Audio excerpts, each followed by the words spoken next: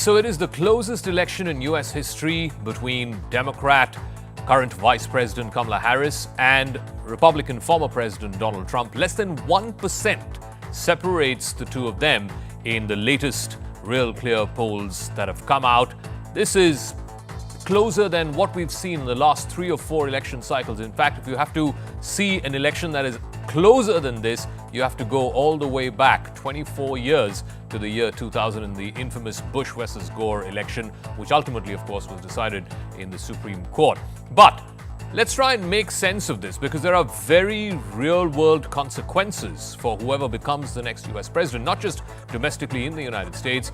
India is watching this very closely. This is being watched right around the world, from Beijing to Moscow to London, because there are consequences for who becomes the next US president. Let's try and make sense of this by speaking to someone who knows a thing or two about US elections. He's been talking about it, he's been researching, writing about it for the better part of the last 40 years. Professor John Mearsheimer from the Political Science Department at the University of Chicago. Thank you very much, Professor, and good to see you as we count down to the US election. Good to see you.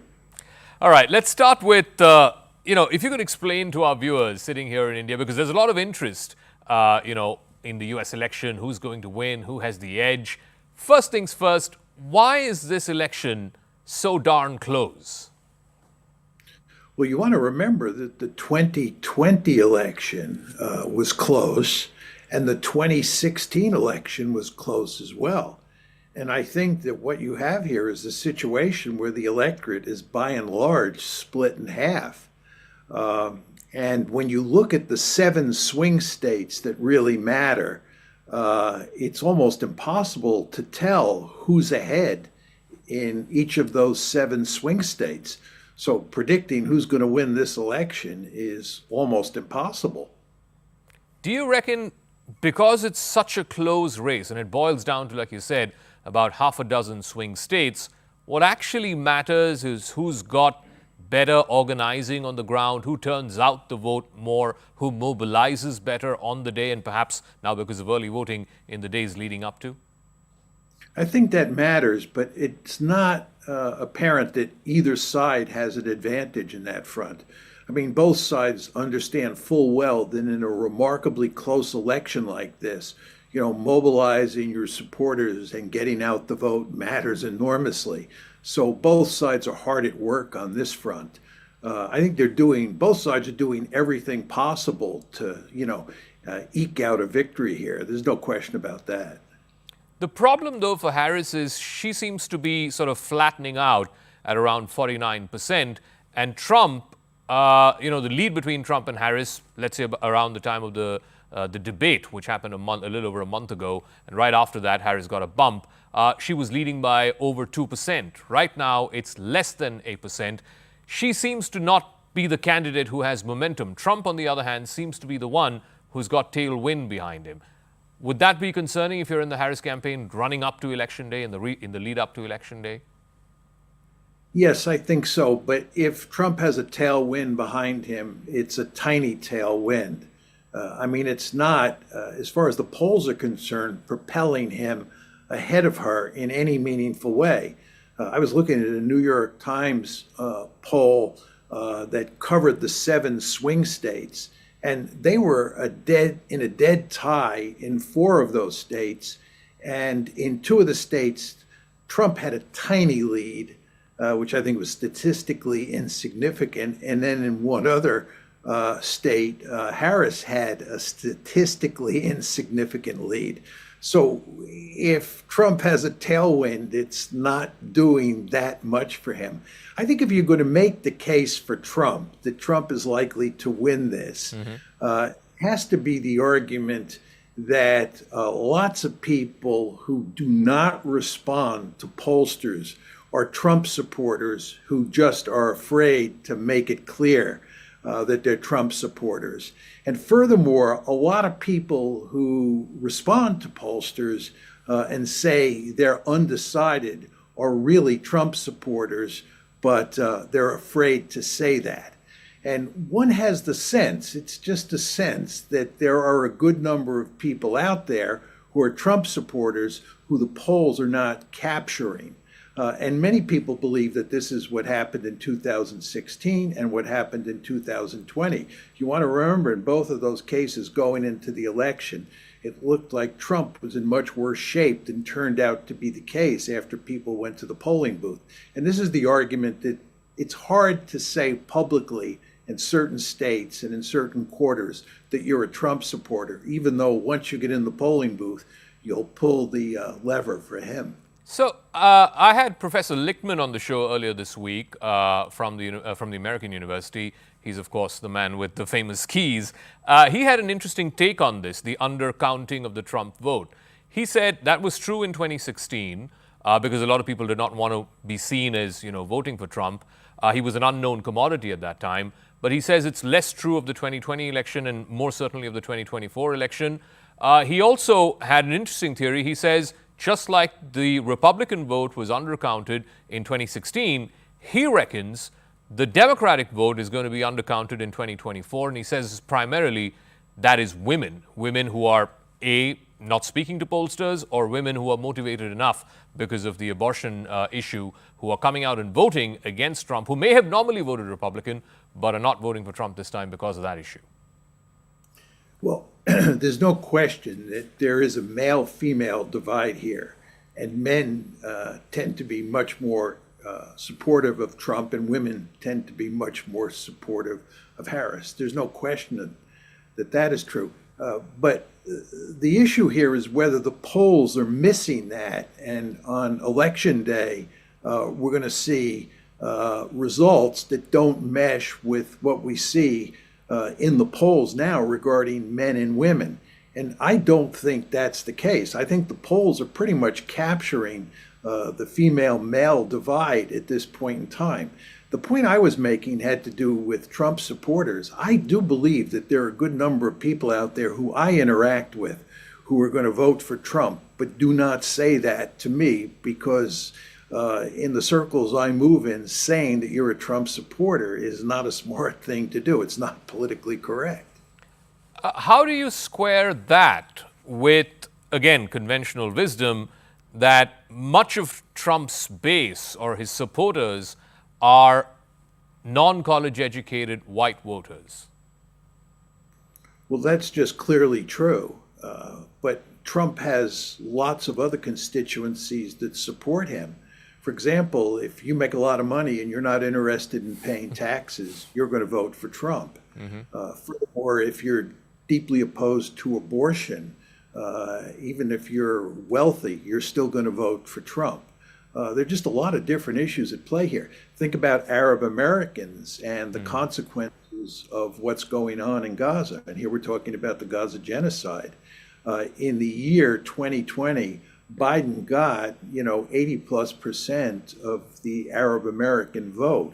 If you look at polls today, it looks like Trump gets 45% and Harris gets 43%. Again, compare that with 80% of the Arab American vote for Biden in 2020. You want to remember that Biden won Michigan, which is a swing state that has lots of Arab American voters in 2020.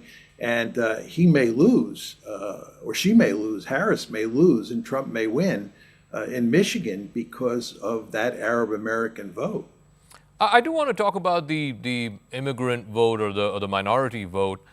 Here again, it's fascinating to me that whether it is among Black American voters or Hispanic American voters, and these are constituencies which you would traditionally think are heavily skewed in favor of the Democrats, Trump, particularly with Black men and with Hispanic men, seems to be doing better than certainly what he did in 2020 or in 2016. Again, for someone who said famously that immigrants are eating cats and dogs, how does one explain that? Well, I think there's no question that among Black men, there has been significant movement towards Trump, and you even see this among Hispanics. And the fact is that these people often feel that their interests are best represented by Trump and not by Harris. A lot of Black men or a lot of Hispanics don't think that Harris, who is a liberal Democrat, has values and has positions that represent what they believe in. and they're willing to, put aside his views on immigrants or his crude comments on immigrants and vote for him anyway because he represents their interests. You also have a problem with the Democrats, that the Democrats tend to talk down to people who are not well educated. And you saw this with Hillary Clinton in the 2016 election. Remember, Hillary Clinton said, it's hard to believe she was foolish enough to do this, that Trump supporters were despicables. Yeah. This is basically saying that half the body politic are comprised of despicable people. And recently you saw this with Barack Obama, when he was talking to black men and telling them that it appears that they have a problem voting for a black woman. And I, Barack Obama, will tell you what you should do. You should vote for this black woman, period, end of story. This caused a lot of controversy in the black community, and a lot of black men were very resentful of Barack Obama for coming in and lecturing them. So you don't want to underestimate the extent to which uneducated people and people of other persuasions as well, people who are educated, greatly resent the fact that the Democrats have a holier-than-thou approach sometimes, and they talk to people as if they have truth, and those people who disagree with them are, foolish in the extreme. This causes problems for the Democrats and is not to be underestimated. When did that flip happen? I mean, it was the Democrat Party was supposed to be the party of the labor class and, the unions and so on, and the Republicans were always the party of the rich. Now it seems to be inverted. Trump's base most certainly seems to be coming from poorer sections. Certainly a large part of his base seems to be coming from poorer sections of society, whether they are white or black or Hispanic. Yeah, there's no question about that. First of all, with regard to the South, where you have lots of people who don't have fancy educations, when I was young, the South was solidly Democratic. And then with the Civil Rights Act and the Voting Rights Act, the South flipped, and now the South is red, and it's no longer blue. So that's one big part of the story. But the other thing is that starting in the Reagan years, and certainly picking up in the Clinton years, the Democratic Party lost its ability to almost automatically attract the workers. The working class. It used to be, again, when I was young, that people who were in labor unions, people in the working class, axiomatically voted Democratic. That began to shift under Reagan and certainly under Clinton, because Clinton began to appeal to well-educated people. And his interest in the working class was not as great as it had been previously under people like Truman and people like FDR and so forth and so on. Okay. So the Republican Party began to lose workers. The Democratic Party began to lose workers. I do want to come to a point where, a lot of non-politically heavy or politically engaged voters, want to vote for the person that they feel right, that they feel has character, right? Especially for the most important job in the country. And here's where I'm curious to know, despite all the stuff that Trump has said, how is it that he's still polling such high numbers? I mean, just in the past week, 10 days, he's talked about Arnold Palmer taking a shower. He's said some pretty uncharitable things, like I said, about the immigrants eating cats and dogs. Does that not matter? I mean, is he like Mr. Teflon, nothing sticks, it doesn't matter what he says? Or is it that they are far more resented by Kamala Harris on the other side, that what he says doesn't really matter? Well, I think that Trump would probably win the election going away if he didn't say such foolish things. I think that it does hurt Trump. But what puzzles all of us is that despite the fact he says these crazy things, he's still slightly ahead of Harris in a number of the swing states, and he looks like he might win the election. One says, how can this be the case? And I think the simple answer is that people overlook those foibles, those crude tendencies that he has, And they say to themselves, he represents my interests. For example, if you don't want to pay high taxes and you think the Republicans are a party that's not going to raise taxes or even might lower taxes, you'll overlook his crude behavior and vote for him anyway. The same is true with issues like abortion. Furthermore, you want to understand that some people actually kind of appreciate his crude behavior. People argue by behaving in this manner, he is appealing to his base. And I would imagine that there's some black men and some Hispanic men who see him as a real man because of the way he behaves. So it's a complicated issue. But my bottom line would be that if he did not behave in these crude ways, that he would beat Harris handily. I do think he's ultimately hurting himself.